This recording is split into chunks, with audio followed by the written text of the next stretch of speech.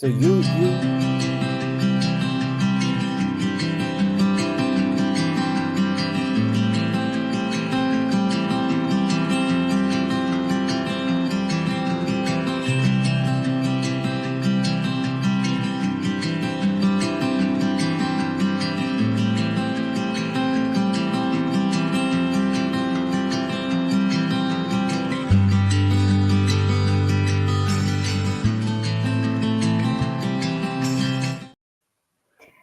Oi, pessoal, bom dia. Sejam bem-vindos a uma live num horário diferente. Hoje a gente vai falar aqui um pouquinho, cada um está num país aqui diferente. Então, a Carol está em Londres, o Yoshi está no Japão, em Tóquio, eu estou aqui na Bélgica, em Leuven, e vocês estão aí no Brasil, em vários lugares, né? Então, sejam bem-vindos a essa nossa live especial com o professor Yoshi Yamano. Ele é da Universidade de San Mariana, no Japão, e ele tem um trabalho, eu falo para toda vez que eu venho alguém aqui, eu falo que eu sou fã, né? Mas eu realmente sou fã do professor Yoshi, porque ele trabalha com um tema que eu gosto muito, que é biomarcadores em RAM, TSP. Então hoje a gente vai ter a honra e o prazer de conversar com ele para entender um pouquinho mais do trabalho dele, e ele vai poder trazer algumas novidades, porque ele sempre tem novidades muito legais, né, Carol? So thank you, Professor Yoshi, to come here with us and to join us in this live in your channel. It's a pleasure for us to talk to you. Thank you very much, Tati and Carol. It's a really nice chance and an opportunity for me, and I'm already very exciting. No, thank you so much. Thank you. So a gente vai... oi, pessoal, primeiro, né, que eu nem falei oi. A gente vai começar a fazer as perguntas para o professor Yoshi Yamano, e a gente vai fazer em inglês, ele vai responder e a gente vai tentar traduzir para vocês para português. Quem tiver qualquer dúvida, só colocar aqui no chat que a gente vai perguntando para ele. Então, como a Tati falou, essa é uma oportunidade ímpar, né? O professor Yoshi, ele tem um monte de trabalho com biomarcador, muito clinical trial. Acho que todos os clinical trials que a gente tem recentes em RAM foram liderados pelo professor Yoshi, né? Então, acho que essa é uma oportunidade para a gente saber um pouco mais desses tratamentos que a gente tem aí para RAM. Thank you so much, Yoshi, for coming here. It's a great pleasure. We are very happy to host you here. And let's have a good time now with our questions. So, Tati, do you want to start the questions? Yes, I can start. I put the question here in Portuguese that I will talk to in English. And now is the first curious that you have, how you started your research in HLV? Okay. So I began researching HTLV1 during my time as a medical student.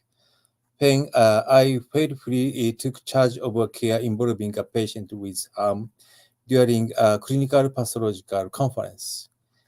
At that time, Professor Osame, one of the discoverers of HAM, was a faculty member at my university.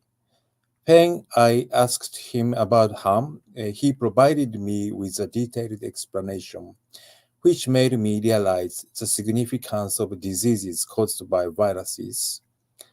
Later on, I developed an interest in neurology, and I became a doctor, joining the neurology department.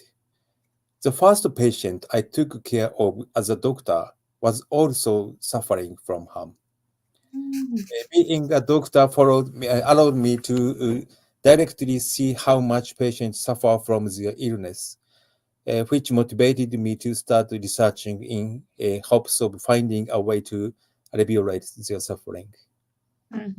So I will just translate this part and then you can keep going, otherwise I will forget.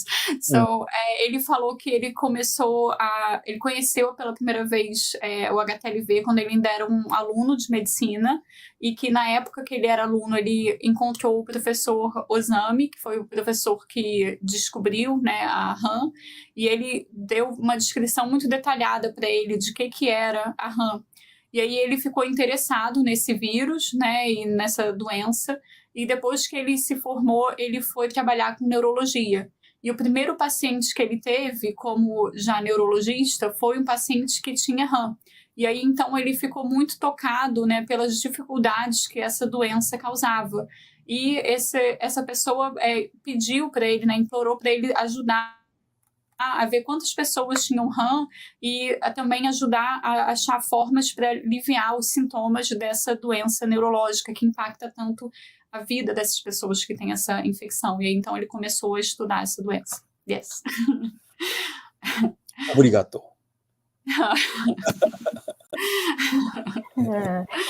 And now, when you start to see these patients, in Brazil, we have a problem because the patients spend 7 years, more or less, to have a diagnosis of him.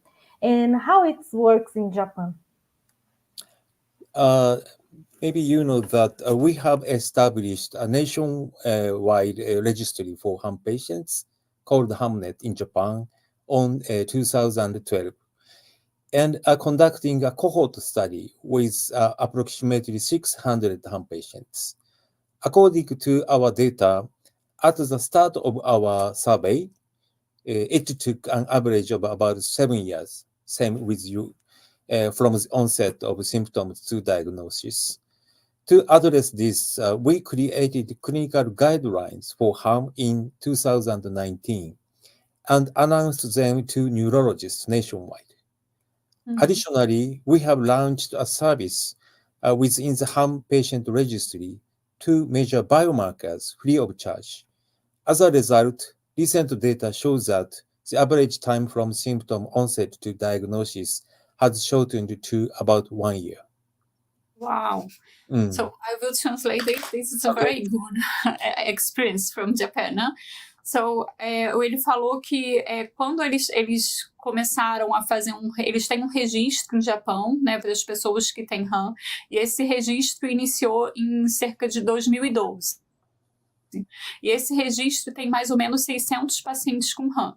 Quando eles iniciaram esse registro, eles observaram também o mesmo cenário que a gente tinha no Brasil. As pessoas demoravam exatamente 7 anos até ter o diagnóstico, desde que elas começam a manifestar sintoma. E aí, o que eles então fizeram? Foram que eles fizeram um guia clínico para RAM, isso foi feito em 2019, e eles também começaram a fazer treinamento para os neurologistas e também divulgar, né, essa informação. E eles também começaram a usar biomarcadores, né, de graça, né, dentro do acompanhamento dos pacientes com HTLV, que poderiam ajudar no diagnóstico da RAM. E aí ele falou que com isso, os dados recentes desse registro deles mostrou que hoje o paciente demora cerca de 1 a 2 anos até ter o diagnóstico. Então, eles conseguiram, com essa experiência exitosa, reduzir bastante o número de tempo que esse paciente leva até desenvolver sintoma. Vou perguntar uma pergunta, posso, Tati? So now I'm curious about another thing. So as you make early diagnosis, are you seeing like a better outcome of treatment? What do you think? How this will influence it? How is the outcome of these patients as we do early diagnosis? Só traduz, Carol, o que você está perguntando. One moment, I will translate my question, I forgot. Eu perguntei para eles se agora que eles estão conseguindo fazer o diagnóstico precoce, se isso está influenciando na resposta do tratamento, se eles já tiveram tempo suficiente para ver uma melhora na resposta terapêutica. Yeah, thank you. I think that is a really important question, and we need to analyze about that using the HAMNet data. However, we haven't done that yet. So based on my experience, so there are many patients became to come with rapidly progressive HAM patients. So very early stage of the disease. And they can respond to the steroid treatment very well. So, or sometimes most of those patients can respond to the steroid treatment because the inflammation level is very high. So, however, they have a limited chance to treat well, because if we, we don't treat them under the high inflammation, the neurological damage will progress soon. So it's really nice that they come to the hospital earlier than previous. So I feel that there are many young doctors who can experience the improvement of the symptoms. Young doctors can have a chance to get the experience of the treatment successful. Ele falou que é uma questão muito interessante, só que eles ainda não tiveram como analisar esses dados ainda, né? E que na experiência dele, existe um grupo de pacientes que são raros, mas que tem uma progressão rápida da doença, e como essa doença é de base inflamatória, essas pessoas se beneficiariam de um tratamento anti-inflamatório. Então, ele acredita que pode ter um benefício, mas é importante a gente tratar esses pacientes no momento inicial, porque senão depois ele já vai ter um dano neurológico importante, e isso vai acabar influenciando na resposta à terapia. E aí ele acha que os médicos mais jovens que estão começando agora, eles vão ter mais sucesso em ver, né, uma resposta ao tratamento melhor. About the asymptomatic, now, how you do in Japan the follow-up of these patients, and do you have some biomarkers to predict the risk to harm? And yes, which is the biomarkers that you have using now in the clinic? Okay, so you asked me that how frequently we follow up the H11 carriers, and if we test, which kind of laboratory test we do. Yeah. Okay, so when H11 carriers come for a consultation, we first provide a detailed explanation about HLB1. Then we inquire and examine for any initial symptoms of harm or ATL or uveitis. An important point in the questionnaire is whether there is a family history of harm or ATL. For carriers with a family history, we are particularly vigilant in our follow-up. In blood tests, we measure white blood cell differentiation, the presence of abnormal lymphocytes, the concentration of LDH or soluble iris receptor, and we also measure HTLV1 proviral load in the peripheral blood. Occasionally, this can reveal a state of smoldering ATL. For carriers with high viral load, those who wish are followed up, we start to follow up every 3 months. And if it's stable, we reduce this to once a year. By that time, carriers often become well informed about HTLV1 related diseases. So if they experience any suspicious symptoms, they promptly come for a consultation. Recently, for patients with high proviral load, we are performing clonality analysis of HTLV1 infected cells. Those showing monoclonal proliferation of HTLV1 infected cells are at a high risk of developing ATL. So we follow up with particular caution for those patients. Okay? I will translate now. So, ele falou que quando o paciente com HTLV ele é diagnosticado, eles informam esse paciente, né, sobre o HTLV, os sintomas que o HTLV pode causar, e eles estão interessados principalmente se esse paciente tem algum histórico familiar de doença associada ao HTLV. Então, se tem algum parente que tenha RAM, se tem algum parente que tenha TL. Se esses pacientes têm histórico familiar, eles então fazem uma avaliação mais cuidadosa, porque eles têm maior risco de desenvolver doença associada ao HTLV. Nessa primeira avaliação, eles fazem análise do sangue desse paciente, com alguns marcadores, né, que podem indicar um risco maior de desenvolver ATL, ou também a carga proviral, eles fazem a medida, né, dessa carga proviral.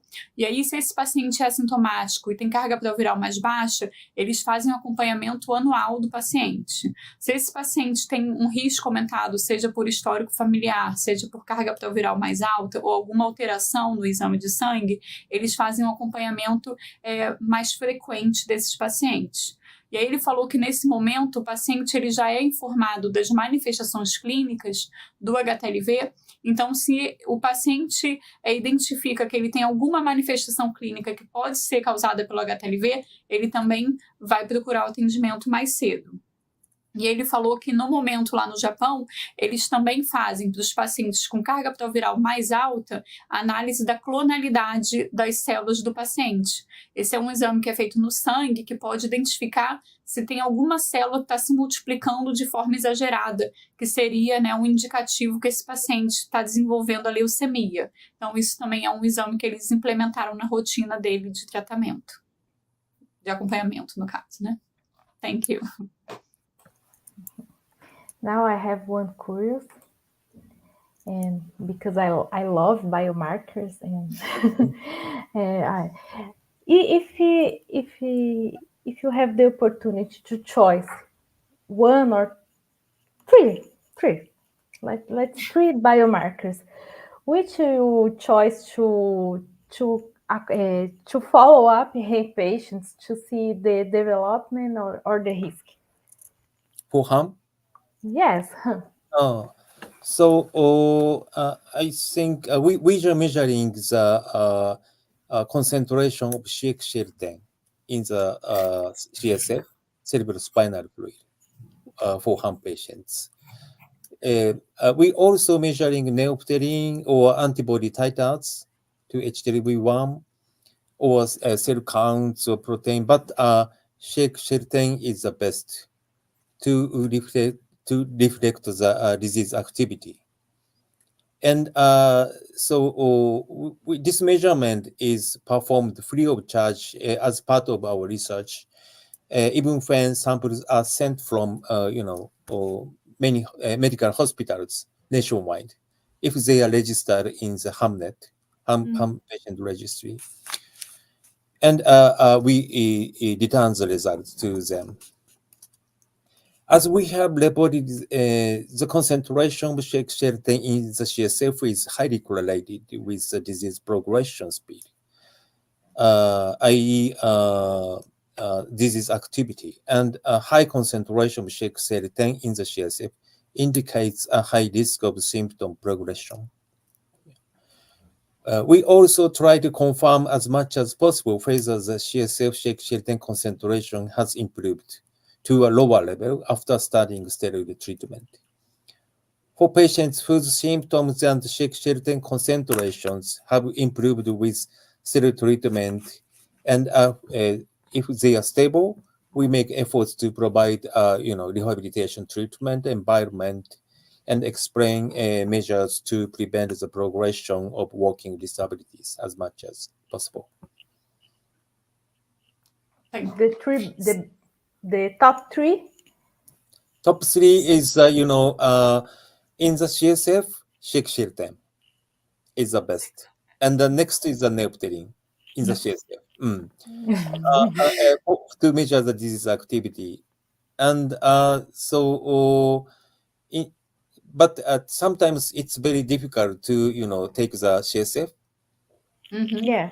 in some patients. And in that case, the inflammatory marker, the soluble receptor in the serum is sometimes useful, but it's not directly correlated with the CXCL10 in the CSF. But it can be, or used to reflect the treatment response or something like that.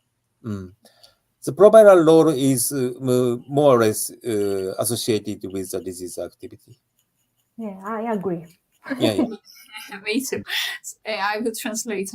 Ele falou que, como marcadores para RAM, o que ele mais usa é o CXCL10 no líquor e também usa neopterina e o título de anticorpo. Mas o principal que ele acha, né, o melhor marcador para atividade de doença em RAM é o CXCL10 no líquor.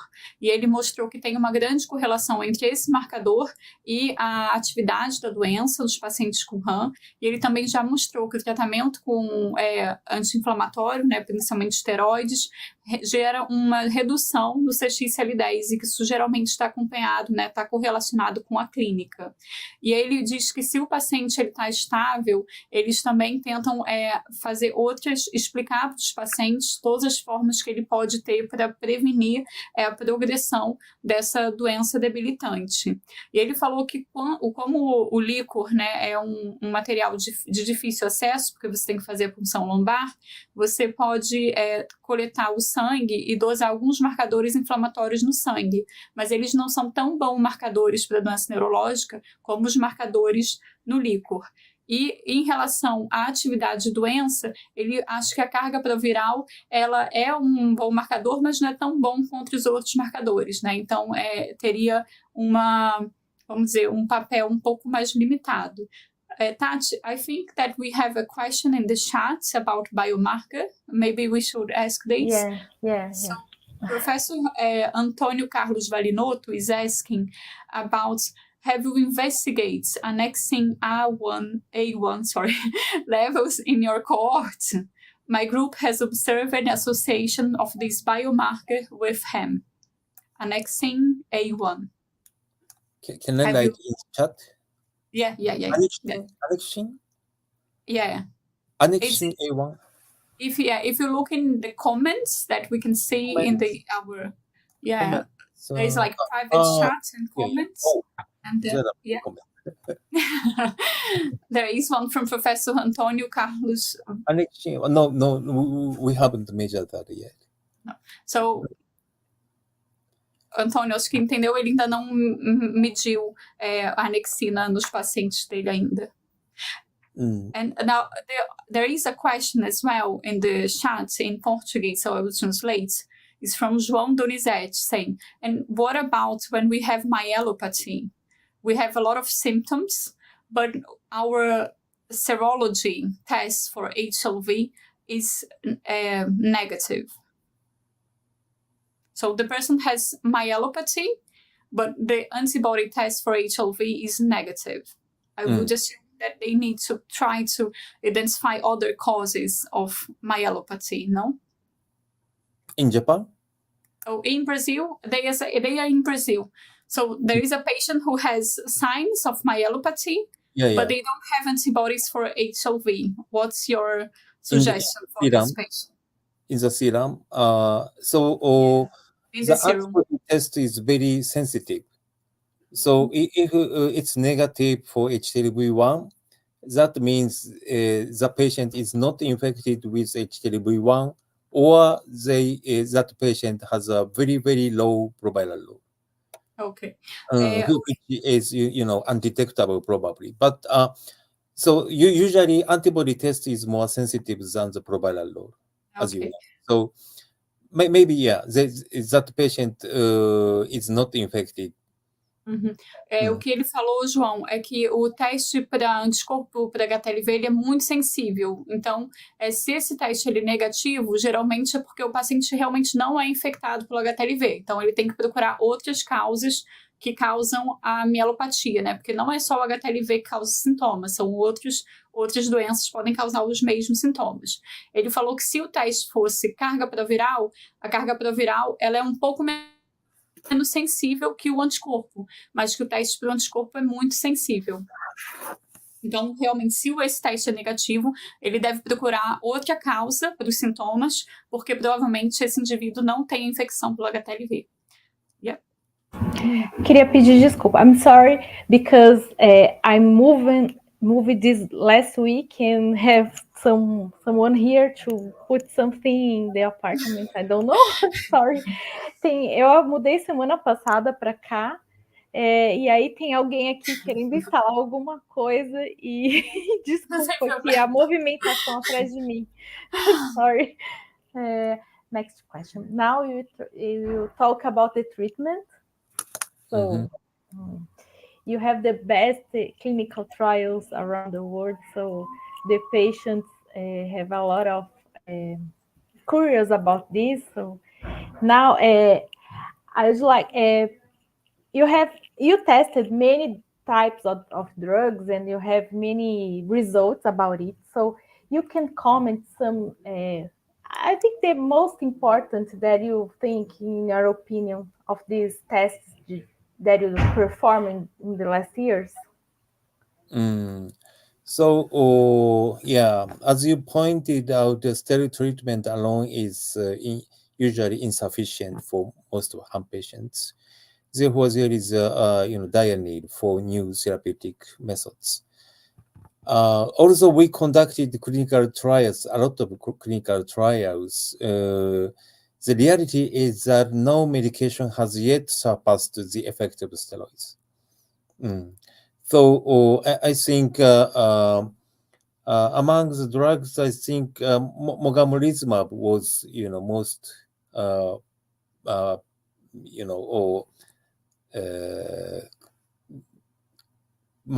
little bit promising, but it had, side effects for many patients. The skin rash is, severe for many patients, and as you know, we couldn't demonstrate the clinical efficacy, in the short term in double-blinded clinical trial. But we could show the decreasement of the proviral load and the shake-share-10 or neptune level in the CSF. And so after the clinical trial, or even after the clinical trial, there are several patients who are still, using that drug. And those patients didn't receive any side effects. So they are still continuing because the condition is good while they are using the mogamulizumab treatment. Oh, cool. Ele falou que, na verdade, como a gente viu no trabalho que ele publicou recentemente, ele fez já vários clinical trials, né, com vários medicamentos diferentes para o tratamento da RAM. Só que até o momento ele falou que nenhum medicamento que ele testou superou a eficácia dos esteroides no controle da RAM. Ele falou que realmente a gente precisa de novos medicamentos, né, que a resposta ainda é insuficiente, né? Mas infelizmente nenhum dos tratamentos que ele testou até agora superaram a resposta que ele teve com esteroides. O tratamento que ele testou que era mais promissor foi o anticorpo monoclonal, né, que é o mogamulizumab, e apesar de ser promissor, ele tem efeitos colaterais, então alguns pacientes, né, têm alteração de pele importante, isso é uma dificuldade desse tipo de tratamento, e que no ensaio clínico dele, os pacientes não demonstraram melhora comparada com o grupo controle, mas esse estudo foi realizado num curto tempo, né, então foi num prazo muito curto. Só que nesse mesmo estudo ele observou que o tratamento com esse anticorpo monoclonal reduziu a concentração do marcador CXCL10 nesses pacientes, mostrando então que teve realmente um impacto na resposta inflamatória que pode gerar um benefício.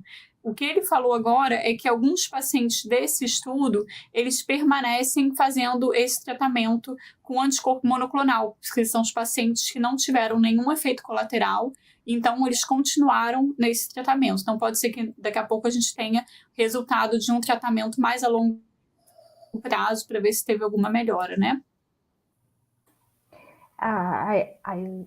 Can I do two extra questions? One is, do you think that corticosteroids is good or not good when you have nothing to do? Like in Brazil, we have no drugs to use for HAM. So, do you think that is a good idea to use corticosteroids oral or endovenous? What do you think about it? Okay. I will translate. Eu perguntei para ele falei que comentei, né, que aqui no Brasil a gente não tem nenhuma alternativa de tratamento, como eles têm lá algumas outras possibilidades de drogas no Japão que não estão aprovadas ainda no Brasil para uso. Então, se o uso de corticoide é bom, se ele acha que é uma boa alternativa, e o que ele acha que é melhor, oral ou endovenoso, para tratar RAM? Ok. Okay, so as I told you, we usually measure the concentration of CXCL10 in the CSF. And if they have a high inflammation level in the CSF, they usually progress rapidly. And for those patients, which means for the patients with high inflammation level, steroids are effective. And if we treat those patients with steroids, we can, decrease the progression speed. We can just slow, but not to, like this. So therefore, patients feel that even if they, continue to use the steroids, they are saying that we are, progressing. However, if they stop the steroid treatment, sometimes the progression speed, become more rapidly. Yeah, sometimes. So we need to be careful about the, to judge whether we need to, continue the steroids or not, and important to measure the progression phase and with high inflammation, or just stable without inflammation. If the patient shows a slow, slow or non-progressive stage, and if they don't have the inflammation in the CSF, we also don't use the steroids for those patients. Sometimes they are very mild patients, or after the long-term disease period. For example, after the 20 years or 30 years, sometimes the inflammation level is almost low, very low, sometimes. And for those patients, there is no indication the steroids. O que ele falou foi que depende do paciente, né? Ele falou que eles medem a quantidade de CXCL10, desculpa, CXCL10 no líquor, e aí se ele vê que a concentração está alta no líquor, ou seja, a pessoa tem uma resposta inflamatória intensa, e essa pessoa ele já sabe, pelos estudos, né, que ele fez, que vai ter uma rápida progressão para a doença. Então, nesse caso, é muito importante usar os esteroides, porque o esteroide, mesmo que essa pessoa continue progredindo com a doença, ele vai retardar a progressão da doença. Então, ele falou que já esse paciente pensa, eu ainda estou progredindo, minha doença está piorando, mas, na verdade, ela não está piorando na velocidade que ela iria piorar se aquele paciente não tivesse feito o uso do tratamento. Então, esse é um ponto também importante que ele falou. E aí ele falou que alguns pacientes, por outro lado, eles não têm mais uma inflamação intensa, e eles não vão se beneficiar se a gente usar o esteroide. Então, a gente tem que avaliar cada caso, porque alguns pacientes, por exemplo, desde o início tem pouca inflamação e a progressão é muito lenta, e eles não vão se beneficiar de esteroide. Outros pacientes, eles já passou muito tempo que ele começou a ter lesão, então 20 anos depois que já começou a doença, esses pacientes também não têm uma inflamação tão intensa, então o benefício do esteroide vai ser pouco. Então ele falou que tem que avaliar cada caso, mas aqueles que têm altos marcadores inflamatórios, eles vão se beneficiar com os esteroides, nem que seja para retardar a progressão da doença. We have many questions in the chat, but I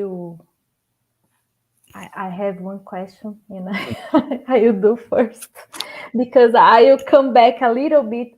We have a discussion here about the biomarkers, and the patients have difficulty to understand what is biomarker and why you use to predict the development to him. But I have about the genetic markers. Do you think the genetic markers will be a good option to evaluate the risk to develop HAM, for example? I translate. Sorry. Here is like this. We talk in Yeah. Portuguese, in English. Have someone come here to talk with us. Don't worry. Eu estou falando assim para ele que eu tenho uma curiosidade e eu entendo que os pacientes não entendem quando a gente usa esse termo, né? Biomarcador para desenvolver algo. Então, o que é um biomarcador? Porque eu vi que tem uma pergunta aqui no chat sobre isso, né? Uma paciente aqui, eu entendo que é uma paciente que está perguntando como que vocês podem predizer o risco de ter RAM, ou eu simplesmente espero minha vida inteira para saber se eu vou ter assintomática. Então, essa é a discussão que a gente tem, e eu acho que esse é um dos trabalhos, entre tantos que o professor Yoshi faz, eu acho que brilhantes, é essa história de biomarcador.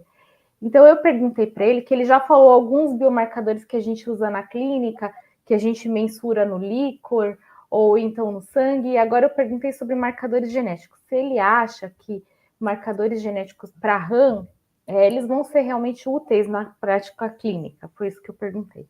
Sorry. So, because harm is usually chronic progressive disease. For example, the patients with a 5 years of history of harm come to the clinic. So sometimes it's difficult to predict whether the patient will progress or not, only by the medical history. But if we can check the inflammatory level in the CSF using biomarker, so sometimes biomarkers can tell us the disease activity, and that biomarkers can help us to judge whether we should treat the patients or not. So I think biomarkers is very effective to understand the disease status of the patients. So based on not only the clinical information, using the biomarkers, which are very effective, useful biomarkers, I think it's very useful for the clinical judge. O que ele falou em relação à pergunta, né, que a gente recebeu aqui no chat, é que às vezes é difícil você predizer se o paciente vai desenvolver ou não doença baseado só na história clínica do paciente, mas que se a gente usa os marcadores biológicos, né, os biomarcadores, a gente pode predizer se essa pessoa tem maior risco de desenvolver ou não doença, como, por exemplo, ele falou do CXCL10. Então, ele falou que esses biomarcadores são úteis para a gente poder dizer para o paciente se ele tem maior risco de desenvolver doença, se essa doença está ativa ou não. Então, ele falou que com o uso de biomarcadores a gente pode ajudar a responder essa pergunta que muitos pacientes têm, né? Thank you, Yoshi. Now, another question from the chat. Our chat is a lot of questions now. Yeah. We enjoy. Keep sending questions. Vocês podem continuar mandando perguntas, então agora a gente vai passar para a pergunta do professor Márcio Mina Barreto. Can you read here, Yoshi? Hi. This one? Yeah. What do you think about it? Yeah. So that's true. High IgG index is, we also know that it's also reflecting the disease activities and inflammatory activities. And but as to the sensitivity, I think CXCL10 is more sensitive to judge the disease activity. So sensitivity is more important. It is also one important point, to use in the clinical situation. O que ele falou é que pode ser usado, né, o índice de GG pareado em líquor e soro é um marcador de inflamação, que a gente também sabe que está relacionado com a atividade doença. Só que ele acha que o marcador CXCL10 no líquor é um marcador mais sensível, então ele prefere o CXCL10 comparado com o índice de GG comparado no líquor e no soro. Another question, Yoshi, that is in our chat, I will translate because this is in Portuguese. So it's from Jorge Kasebi. He is asking about if the strategy that we have of testing blood donors and testing and antenatal screening is enough to control the circulation of HLV. So if we test blood donors and if we test pregnant women, is this enough to control the circulation of HLV? To control the transmission of HLV and endemicity in the country. So the question is more public health, like in Japan. Yeah. Like in Japan, where you have antenatal screening and blood donor screening. Do you think this is enough to control HLV spread in the country, or we need more? That's very, important question. But we know that in Brazil you started the screening and stopping the milk for positive pregnant women. So I think at first I have to say that patients who have developed the disease strongly wish that such a painful condition is not left for the next generation. That's very important. The disease is much more severe than usually people know about the disease. So the severity of the disease is, it's difficult to understand for the healthy people. And it's very, disabling disease. And that is a very important point. And in Japan, there were various difficulties initially, but guidelines on how to explain to pregnant women who test positive have been created and disseminated, and it allowed for smooth implementation.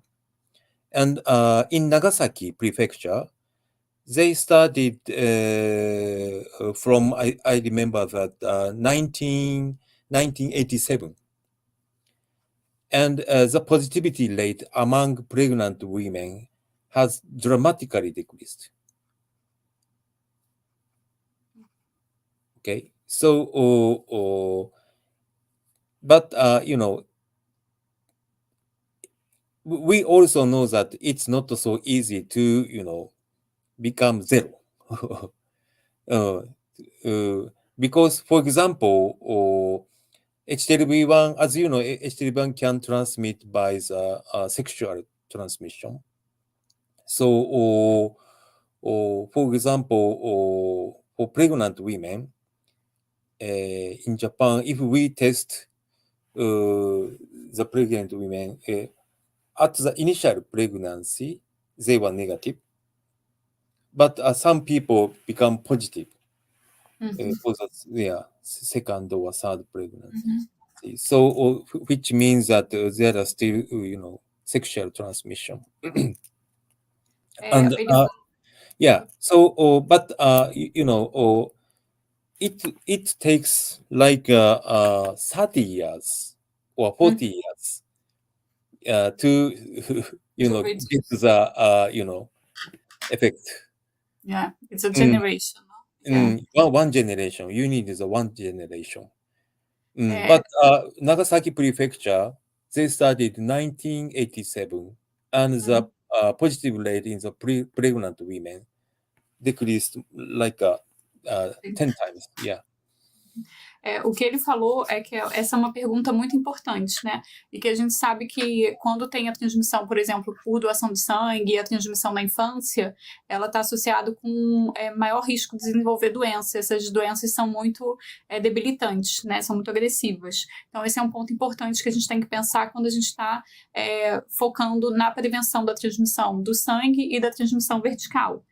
E ele falou que, obviamente, o Japão já faz essa testagem, né, em gestante, e ele sabe que o Brasil está começando agora, e ele destacou que teve dificuldades, né, obviamente, na implementação da testagem no Japão, mas o que foi muito importante na experiência japonesa foi a preparação de guias de recomendação para gestante, o que elas, de informação, né, para gestante e para profissionais de saúde. Isso tornou mais fácil a implementação da testagem.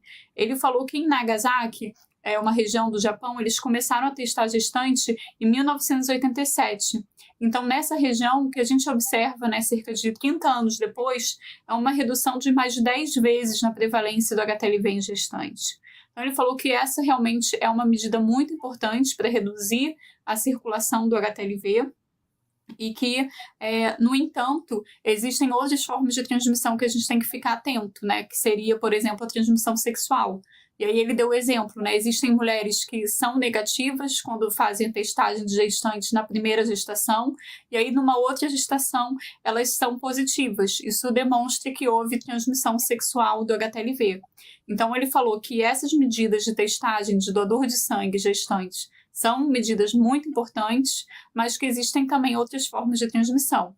E aí ele destacou que o efeito, né, desse bloqueio na transmissão, quando a gente testa doador de sangue, principalmente gestante, ele vai ser observado, né, na próxima geração. Então, demora um tempo para a gente ver essa queda de prevalência, mas que são medidas muito importantes.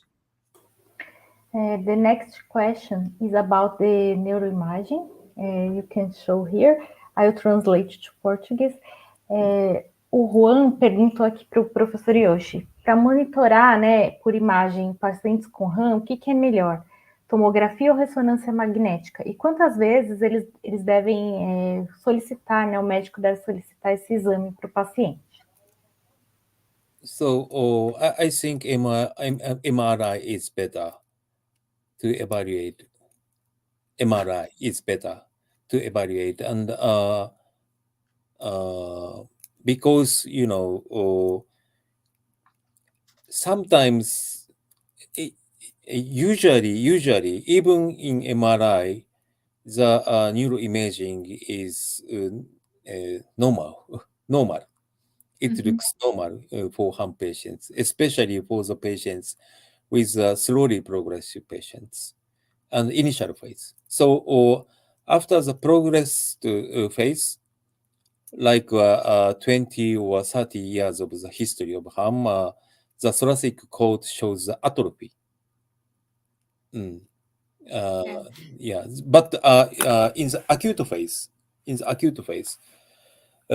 sometimes the patients with a rapidly progressive pattern, some patients show the inflammation in the spinal cord. Ele falou que ele prefere a ressonância magnética para acompanhar, né, como o exame de imagem dos pacientes com RAM, mas ele falou que mesmo os pacientes com RAM, eles podem não ter nenhuma alteração no exame de imagem, principalmente se for uma fase inicial da doença, né, e os pacientes que estão progredindo lentamente. Mas ele falou que alguns pacientes, um estágio mais tardio da doença, eles podem apresentar uma atrofia na medula, né, que a gente pode ver no exame de imagem, e alguns pacientes que têm inflamação, eles podem também apresentar alteração no exame de imagem, que seria essa inflamação que está acontecendo. Agora, o professor Márcio perguntou se o anticorpo monoclonal teriflunomide tem sido usado para RAM. Have you ever been, Professor, if this kind of drug are being used into RAM treatment? Teriflunomide. So we don't use that drug yet. So we know that it's effective for MS patients, and we don't use that yet. Ele Ele falou que ele não usa. we don't have any data that this drug can be effective even in vitro. Ele falou que ele não tem experiência, ele não usa essa droga. Essa é uma droga que é usada para esclerose múltipla. E ele não tem dados in vitro sobre a eficácia dessa droga para HTLV, para RAM, né? Então, ele não tem experiência nessa droga. Now, another question, né? Your friend, professora Marzia Puciani Soller. Marzia?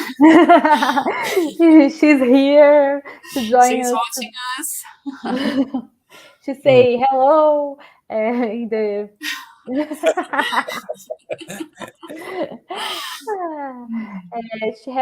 she had one case with a daughter. I'll translate. You can. A professora Mars escreveu sobre um caso clínico que ela tem acompanhado, que é uma garota de 18 anos assintomática, que tem uma sorologia positiva por quimioluminescência para HTLV1, um ELISA negativo, um PCR negativo, e ela é filha, a mãe dela tem RAM-TSP. Aí, contínuo. Aí ela quer saber se é seguro ela dizer que essa garota ela é negativa para HTLV1. What do you think? Is safe or not safe to say she's negative for HLV1? The difficult one. Yeah. So, this is a daughter of Han patient. Yeah. So, and positive for chemiluminescence. Positive for chemiluminescence, negative ELISA, ELISA. Negative for ELISA. And have you tested Western blot, Marzia? Maybe if you're listening, you can put in the chat. I think usually ELISA is very, sensitive. And, negative for PCR doesn't mean that HTLV1 is not exists, Yeah, for me it's negative. But, negative for PCR means that it's possible that there is a very, very low, Yeah, but viral load. But if, this patient has a, undetectable level of virus, it's difficult to say that. No, negative for PCR. She's thinking that she's asking me that whether she is infected or not. Yeah. Maybe. Infected. She's asking if it's safe to say that this patient is not infected.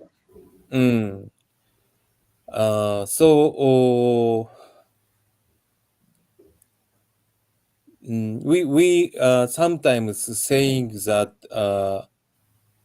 undetectable level. We don't say negative sometimes. Yeah. For such,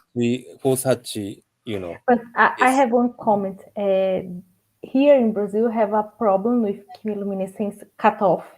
It's so small cutoff, and in blood bank, and they are using, and you have a lot of false positive cases. Okay. Yes. So I think in this case, the mother have HAM and HLV, but the daughter don't have, and to see if it's false or not, we have to do. I agree with Carol, Western blot or Inolia, maybe. I think what Marze is asking what Yoshi thinks. I think Yoshi, correct me if I'm wrong, said that if she has a negative PCR, these can be a very low proviral load, so we would not say that they are not infected. So chemiluminescence and ELISA, they are quite sensitive, but this patient had an ELISA negative. So this is a difficult one. Huh? Very difficult one. Yeah. So maybe repeat the sample. Huh? What do you think? So probably this patient is negative, but sometimes it's difficult to say 100% negative. So yeah. I will answer this em português. O que ele falou é que esse é um caso muito difícil, né? Que ele falou que se fosse a carga proviral abaixo do normal, alguns pacientes têm carga proviral muito baixa, e aí pode dar negativo no PCR. Só que o ELISA, ele é muito sensível. Então, ela tem uma quimiluminescência, uma história, né, de exposição, então, que diria que ela é positiva, mas os outros testes estão dando negativo, inclusive o ELISA, que é bem sensível. Então, ele falou que às vezes não é possível. Ele diria que não é infectada, mas ele não daria 100% de chance, porque esse caso realmente é um caso complicado, né? So, Marcia, let's discuss in London. Nice.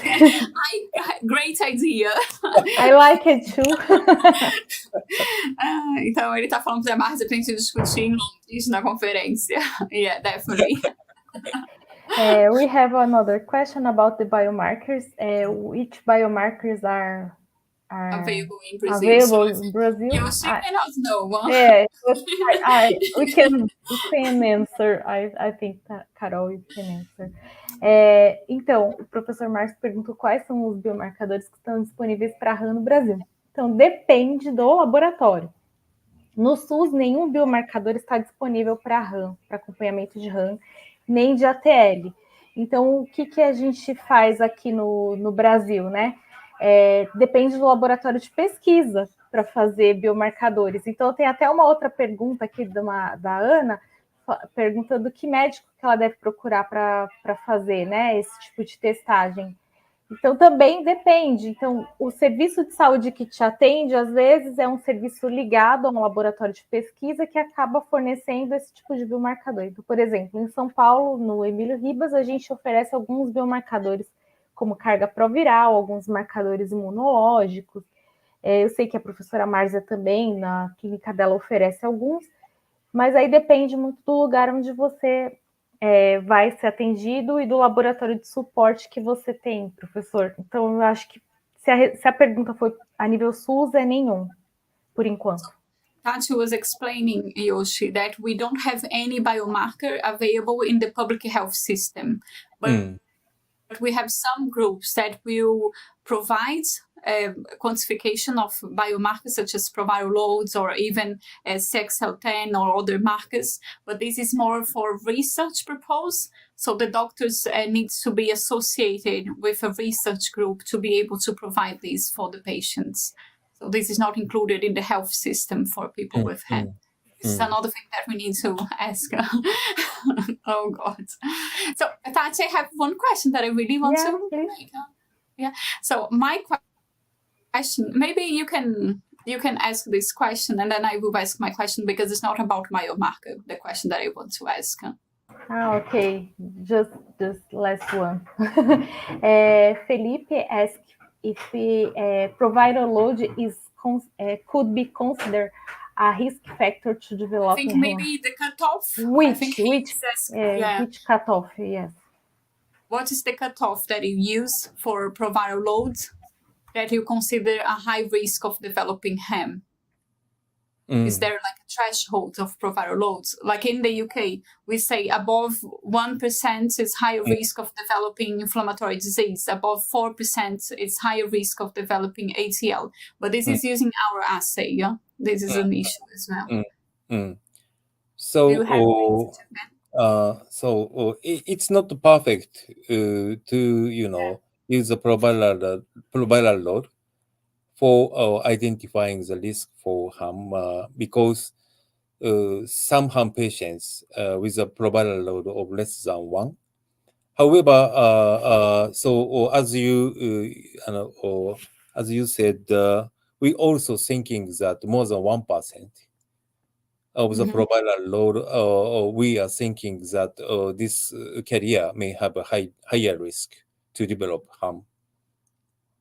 O que ele falou foi que A carga proviral não é um marcador perfeito, né, para a gente usar para definir o risco, porque ela é variável, é difícil, né? E aí ele falou que ele usa 1% de carga proviral para risco de RAM, mas ele sabe que um paciente com carga proviral menos que 1%, ele pode também desenvolver RAM. Então, não é perfeito, mas ele usa esse corte. E aí eu comentei que também depende do teste que a gente está usando, né? Porque como a gente sabe, a gente não tem o teste comercial, então cada laboratório usa o seu teste de quantificação de carga proviral. Isso também vai influenciar nesse exame. Now, may I ask one question, Tati? Yes. We are here almost 1 hour, but okay, if Carol ask one more question. One more question? Yeah, the final and the okay, last question. Because it's so late. Yeah, it depends. So I will ask in Portuguese and then I will translate in English. Eu vou perguntar para ele agora, nossa última pergunta, porque já está muito tarde no Japão, né? Já são mais 10 horas da noite agora. Eu vou perguntar para ele sobre uma iniciativa que ele desenvolveu no Japão, que é uma iniciativa para facilitar o acesso à informação e a tratamento para pacientes com HTLV, que também é o Hot Lives, né? So, Yoshi, we know also that you do, in addition to all your amazing work on biomarkers, your amazing work on clinical trials, you also do a lot of work on awareness of HLV-1 infection, and you have this initiative that is Hot Lives, if I'm saying correctly. Yeah? So we want to know a little bit about this initiative and what is this and how you develop this. More information in general. Gracias. In Japan, patient associations and researchers have joined forces and are working closely with the Ministry of Health, Labor and Welfare, or its government, to intensify awareness campaigns. In 2010, we launched a website about HTLV-1, but the information has become outdated. Become old, yeah. So additionally, information about harm, ATL, and HTLV-1 carriers was provided on separate sites, which was confusing for patients and carriers about where to find what they needed. Therefore, in collaboration with researchers and the government, we created Hot Lives, a single website where everyone can access all the latest information. Although it's a Japanese site, we've noticed a significant number of accesses from overseas, from all over the world, which has been quite surprising for us. Recently, we also starting offering free telephone consultations, which have been very well received. Yeah. Ele falou, amazing, Yoshi. I think this is congratulations. A great initiative. Very well done. Nice, and I think that, it's good to see these successful experiences and to share with the Brazilian colleagues that are following us now and watching the live. So thank you so much for this information. I will translate. O que ele falou foi que no Japão, os pacientes, os pesquisadores e os membros do Ministério da Saúde do Japão, eles estão trabalhando em conjunto há muitos anos para tentar aumentar a divulgação sobre o HTLV. E que em 2010 eles criaram um site onde tinha informação sobre HTLV, mas ele falou que esse site estava ultrapassado e também existiam sites diferentes de informação sobre RAM, ATL ou a infecção em si. E isso ficava muito confuso para os pacientes que queriam informação. Então, os pesquisadores, junto com o governo, eles criaram esse website, que é chamado Hot Lives. Depois a gente pode deixar o link até aqui para vocês, né? E é um site que é do Japão, é um site japonês, mas eles observam que tem muito acesso de gente de outros países, e que isso foi até surpreendente para eles, né? Eles não esperavam que ia ter acesso de outros países também. E que nesse website, além de toda a informação atualizada sobre as infecções, as doenças, né? eles também começaram a oferecer consulta por telefone de forma gratuita para os pacientes que têm HTLV. Isso foi recebido de forma muito positiva, isso foi muito bom, né, no cuidado dos pacientes com HTLV do Japão. Então, isso foi uma boa iniciativa, né, que ele fez. Aí eu parabenizei, né, e falei que essa é uma iniciativa que a gente tem que mesmo compartilhar, né, que eu acho que esse é o segredo, né, quando a gente tem um trabalho em conjunto de pesquisador, de governo e de paciente, a gente consegue mobilizar e avançar mais, e foi o que a gente tem visto recentemente no próprio Brasil. So I told them, Yoshi, that this is very similar to what we have been seeing in Brazil recently, a very good effort from the Ministry of Health with researchers and patients. And this has been very important for advancing the response rate in the country. Yes. So it's good to see your experience as well. That's great. That's great. Yeah.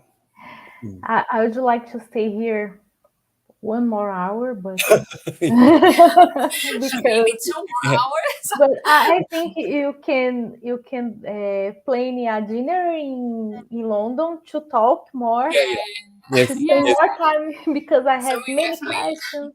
Yeah. Thank you so much, Yoshi. Do you want to say anything? Much. Thank you very much. It's more than enough.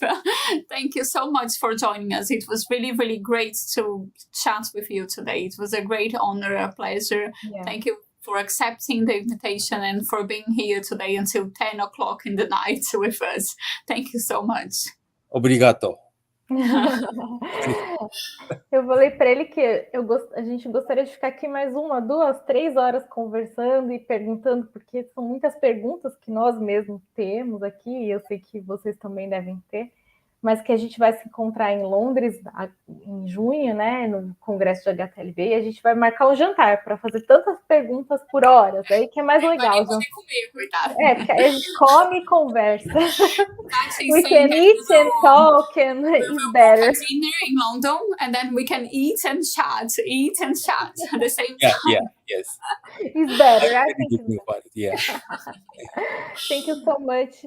Thank you Thank so you. much to be here to talk with us. And I am especially your. Me too. Okay.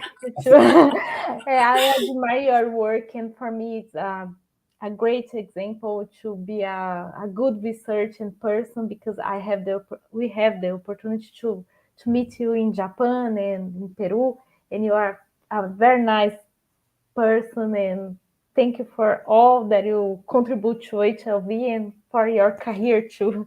It's a pleasure. E aí eu anuncio the next live that you have. This is quite important. Então, eu estou dizendo tchau e agradecendo o professor Yoshi, e quero dizer para vocês que nosso próximo encontro já tem data marcada e está muito próximo mesmo. A semana que vem. Muito animado, né? Animadíssimo. Animadíssimo. Teremos muitas pessoas aqui com a gente. Eu não sei ainda como vai funcionar essa dinâmica, porque é realmente muita gente. Então, no dia 20 de março, a gente vai comemorar o Dia Nacional do HTLV no Brasil, em parceria com o Ministério da Saúde. Então, a gente vai fazer uma grande live, vai ser pelo site do webinar do próprio Ministério, né? E aí a gente vai receber lá, vamos ter algumas aulas sobre transmissão, e a gente vai também receber várias pessoas, representantes de sociedades médicas e não de pessoal da área da saúde, para falar um pouquinho sobre o papel de cada profissional e cada especialidade no HTLV e como a gente está se engajando, né, enquanto sociedade científica, para enfrentar o que vem aí pela frente agora, testando todas as gestantes, que a gente já viu que vai ser um caos, mas vai ser bom, porque a gente vai conseguir, a ideia é bloquear essa transmissão, mas vamos lá. Então, a gente espera todo mundo no dia 20, às 9 horas, né? Pelo site do Ministério, a gente vai deixar a informação no canal. Como a Tati falou, vai ser um momento único para a gente colocar um monte de sociedade científica junto, para a gente desenhar como a gente pode avançar mais e mais rápido na resposta do HTLV, com o apoio da sociedade científica também. Então, a gente espera vocês lá. A HTL Vida também vai estar com a gente, né, nesse evento, e a gente espera que todo mundo acompanhe online. Então, obrigada. Thank you so much, Yoshi. Bye. Tchau, todo mundo. Bye. Tchau, Bye, gente. bye.